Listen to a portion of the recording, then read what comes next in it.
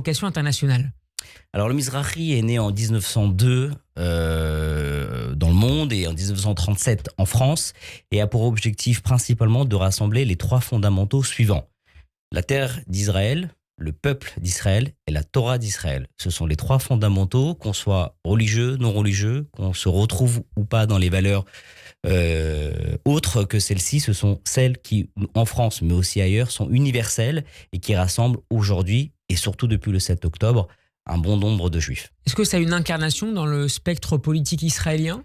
Alors, il y a bien évidemment, comme beaucoup de fois en Israël, des proximités avec des mouvements, notamment le mouvement sioniste religieux, mais l'objectif n'est pas forcément politique. Beaucoup ont pour mémoire en Israël que Mizrahi a une connotation politique, mais pas forcément, puisque nous, aujourd'hui, et on en reparlera dans quelques minutes, l'objectif, il est de pouvoir diffuser ces trois valeurs en France et de faciliter les échanges entre les Juifs français et Israël, que ce soit dans le cadre de l'Alia ou tout simplement des échanges économiques, idéologiques ou autres. Et dans ce sens, on ne veut pas toujours avoir cette casquette de politique. Donc avec un volet, j'imagine, éducatif et social extrêmement important pour partager ces idées, ces valeurs, plus grand nombre. Exactement. Alors on a des partenaires comme Kalita ou autres, que ce soit en Israël, mais aussi dans d'autres pays. Et en France, l'objectif, il est de faire participer un bon nombre de communautés juives. On a des rabbins qui est régulièrement francophone, notamment Ethan Fison, par exemple, qui vient souvent d'Israël en France, qui part d'ailleurs souvent aussi en Pologne pour accompagner des jeunes et des moins jeunes. On a de très beaux magazines qui étaient faits jusqu'à présent en anglais, qui sont faits maintenant en français, qu'on publie pratiquement tous les trimestres avec des articles hyper pertinents qui parlent à la communauté juive.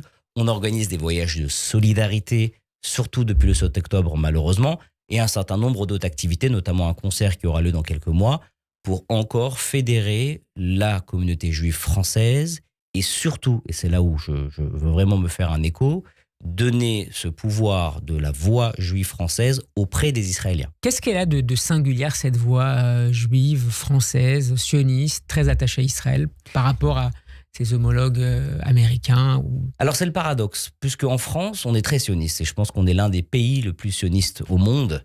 D'abord parce qu'on a une présence très... on entend bien le français en Israël un peu partout. On se fait parfois aussi entendre bien ou pas bien, mais en tout cas, la France reste et devient, et l'a toujours été, mais encore plus maintenant, un point important pour Israël dans son vivier culturel et de gens qui font leur alia.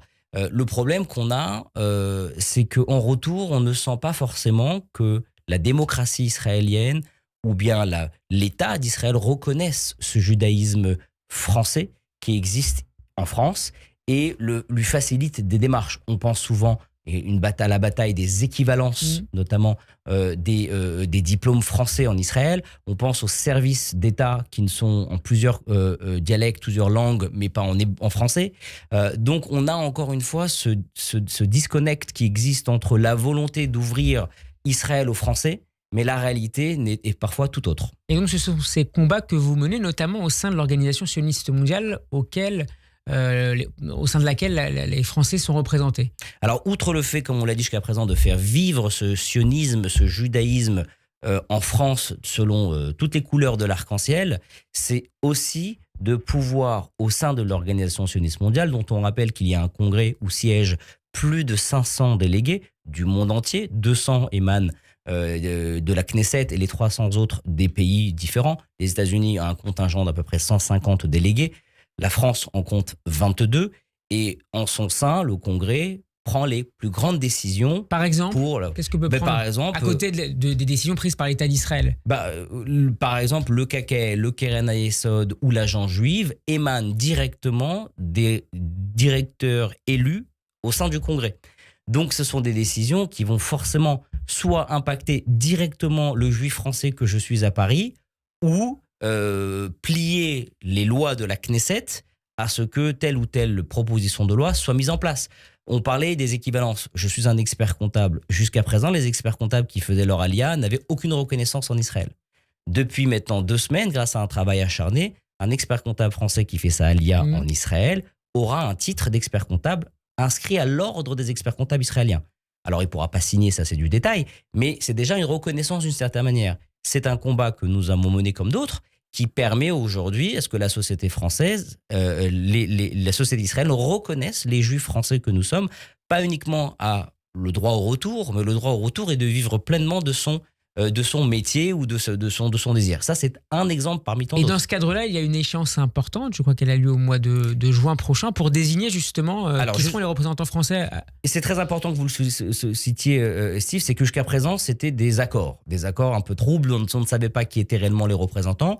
Aujourd'hui, on s'oriente un peu plus sur une élection française qui va après intégrer la fameuse élection, le fameux congrès qui aura lieu en octobre en Israël. Et cette élection aura lieu normalement en France au mois de juin. Et à partir d'aujourd'hui jusqu'au 21 mai, on invite tous les Juifs français qui souhaitent donc faire entendre leur voix d'adhérer à mizrahifrance.org via 3 documents assez simples, puisqu'on demande de signer la fameuse charte de Jérusalem où on dit « Je suis sioniste et j'aime Israël », de payer le shekel symbolique, le 5 € à peu près aujourd'hui, et de donner sa pièce d'identité pour avoir une certaine crédibilité. Et en faisant cela, les Juifs français pourront voter qui seront leurs délégués. Et au sein des représentants aujourd'hui, il y a des partis de tous bords, des gens qui ne sont pas forcément sionistes, des gens qui ne soutiennent pas notre armée en Israël ou d'autres, et qui veulent quand même intégrer ce congrès parce qu'il y a quand même une manne financière importante en jeu.